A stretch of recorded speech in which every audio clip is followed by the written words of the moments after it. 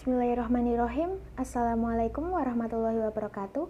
Perkenalkan, nama saya Ayu Salikah, NIM 195211399 dari kelas MBS 5H. Di sini saya akan sedikit menjelaskan tentang manajemen pengambilan keputusan. Pengertian pengambilan keputusan. Pengambilan keputusan adalah tindakan manajemen dalam memilih satu atau lebih di antara sekian banyak alternatif keputusan yang ada untuk menyelesaikan permasalahan dalam sebuah organisasi. Alternatif keputusan meliputi keputusan ada kepastian, keputusan beresiko, keputusan ketidakpastian, dan keputusan dalam konflik.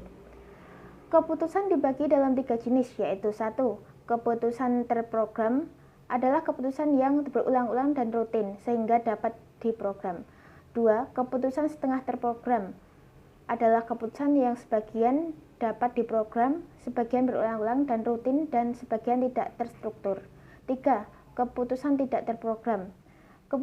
Keputusan yang tidak terjadi berulang-ulang dan tidak selalu terjadi. Teknik pengambilan keputusan. Teknik pengambilan keputusan dibagi menjadi 2, yaitu melalui pendekatan kuantitatif, yaitu pendekatan yang didasari dengan analisis perhitungan matematis. Teknik atau metode kuantitatif telah memberikan kontribusi secara ilmiah dalam pengambilan keputusan.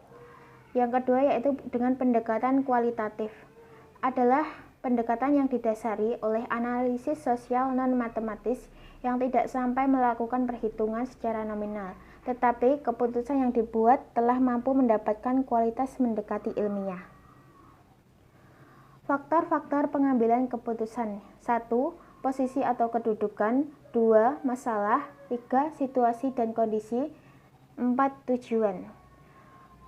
Model-model pengambilan keputusan. Model ekonomi yang dikemukakan oleh ahli ekonomi klasik di mana keputusan orang itu rasional, yaitu berusaha mencapai pendapatan marginal sama dengan biaya marginal untuk memperoleh keuntungan maksimum. 2. Model manusia administratif yang dikemukakan oleh Simon di mana orang tidak menginginkan maksimalisasi tetapi cukup keuntungan yang memuaskan. 3. Model manusia mobiocentrik yang dikemukakan oleh Jennings di mana perubahan merupakan nilai utama sehingga selalu harus bergerak bebas mengambil keputusan. Yang keempat adalah model manusia organisasi yang dikemukakan oleh W.F. Wyatt yang sifatnya setia dan penuh kerjasama dalam pengambilan keputusan. Yang kelima yaitu model pengusaha baru oleh Wright Mills yang bersifat kompetitif, dan yang keenam adalah model sosial oleh Freud dan Veblen di mana orang tua sering tidak rasional dalam mengambil keputusan, diliputi perasaan, emosi, dan situasi di bawah sadar. Dan selanjutnya adalah manajemen science. Manajemen science merupakan penerapan teknik matematika dan prinsip-prinsip ilmiah dalam persoalan manajemen untuk membantu manajer membuat keputusan yang lebih baik. Manajemen sains mencakup sejumlah teknik berorientasi matematis yang telah dikembangkan dalam bidang ilmu manajemen atau telah diadaptasi dari disiplin ilmu lain.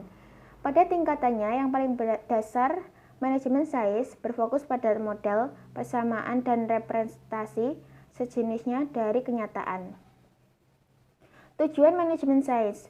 Tujuan utama dari manajemen sains adalah untuk menyelesaikan masalah-masalah yang dihadapi oleh seorang manajer, baik yang bergerak dalam sektor publik maupun swasta, dalam proses pengambilan keputusan dengan cara pendekatan model-model matematika.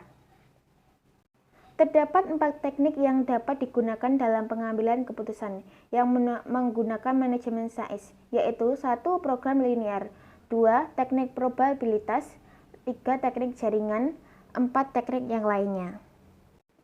Metode pengambilan keputusan manajemen sains ini harus mengikuti langkah-langkah teratur yang telah diterima secara umum, yaitu dengan cara 1.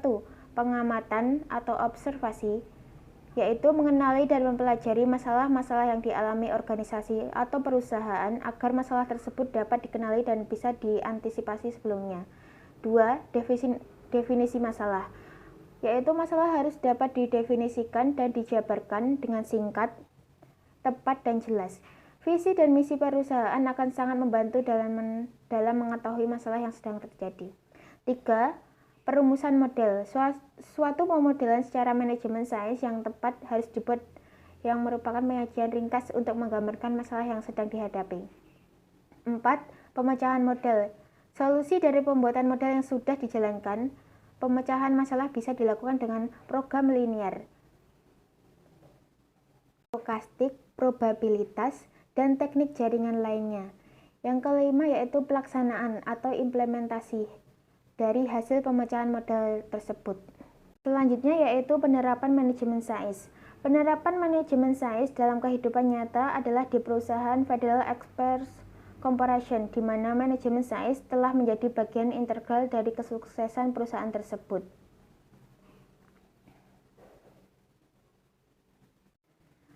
Demikian penjelasan sedikit dari saya. Apabila ada salah kata, saya mohon maaf. Thanks for watching. See you next time.